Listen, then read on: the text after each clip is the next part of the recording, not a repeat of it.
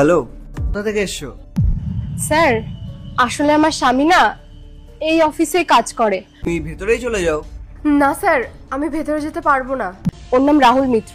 আসলে কি বলুন তো, ও আজকে খাবারটা না খেয়ে চলে এসেছে, তাই আমি ভাবলাম খাবারটা দিয়ে যাই। আমি এই অফিসের মালিক, আমি এক কাজ করছি, আমি ওকে ফোন করছি, ফোন করে ওকে নিচে আসতে বলছি। মিস্টার রাহুল, 1 মিনিট একটু নিচে আসুন তো। এখানে আমি তোমাকে বলেছিলাম না যে আমার অফিসের আশেপাশে যেন তোমাকে না দেখি।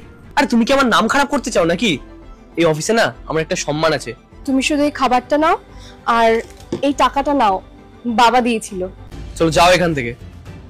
I am so sorry sir. তুমি আদৌ সম্মানের মানে বোঝো? তুমি তোমার বউকে এই সম্মান দাও? আর হ্যাঁ, তুমি অফিসে মিথ্যা কথা কেন বলেছিলে যে তুমি বিবাহিত নও, তুমি ব্যাচেলার? এত নাম ডাক আমার, এত মানুষ আমাকে চেনে, এত টাকা আছে আমার কাছে, আর সেখানে আমি কি বলতাম আমার এত ভালো একটা মেয়ের সঙ্গে বিয়ে হয়েছে যে কিনা অশিক্ষিত, আর আমি চাই না কারোর হাসির পাত্র হতে।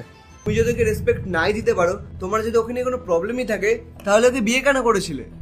সবে 4 দিন হয়েছে তুমি এই শহরে এসেছো, আর এর মধ্যে তোমার শহরের হাওয়া গায়ে লেগে গেল। আর এই শহরের মেয়েগুলোকে খুব ভালো লাগে, তাই না? কিন্তু ও তোমাকে সারা জীবন সেবা করবে। থেকে যখন টাকা নাও তখন তোমার লজ্জা লাগে না, আর ওকে নিজের ওয়াইফ বলতে তোমার লজ্জা করছে, কারণ ও পড়াশোনা যায় না।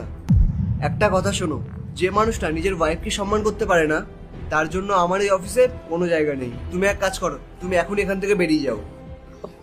না না স্যার, আমাকে অফিস থেকে বার করবেন না। সাথে অনেক অন্যায় করেছি, ও আমার ওয়াইফ, আমার অনেক বড় ভুল হয়ে গেছে। স্যার আমাকে ক্ষমা করে দিন। আমার যদি চাইতেই হয় তাহলে নিজের ওয়াইফের কাছে ক্ষমা চাও। Megha, I am really sorry.